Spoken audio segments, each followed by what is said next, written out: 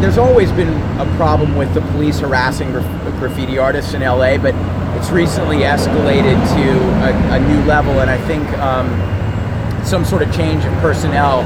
Saber knows more about it. He was trying to explain it to me, but it really falls under the same concept, same idea as the law, where a group of young men, I think it's 3 or more, could be seen as gang members and searched and have their IDs run to see if they have warrants. And I think that it's something that the public should be really worried about, shrinking civil liberties for people that are alleged gang members or people that are alleged taggers. They're now trying to do the same thing to people that they see as taggers or graffiti artists. And what I heard about the recent Revoke bust was the cops heard that there was an event where a legal wall was being painted. They came there to find Revoke. They grabbed him.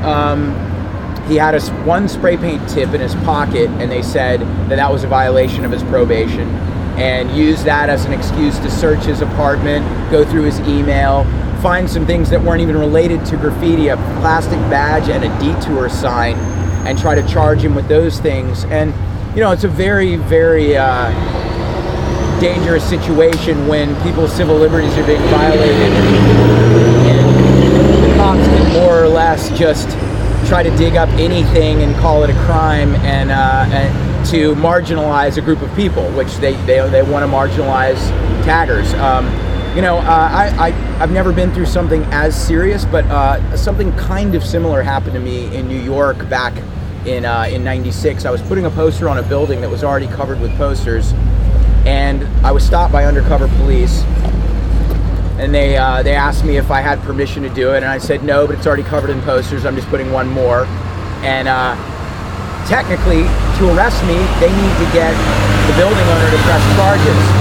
Well, they couldn't get the building owner to press charges. The building owner wasn't available, but I had a can of black spray paint in my bag, and they charged me with possession of a tool of criminal mischief.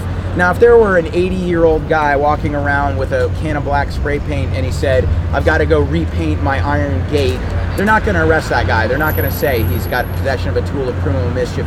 The cops need to not have so much latitude to creatively enforce and interpret the law for whatever their agenda is. People need to be protected from that kind of behavior. So if the cops couldn't get the building owner to press charges, I should have walked away from there, but instead I went to jail.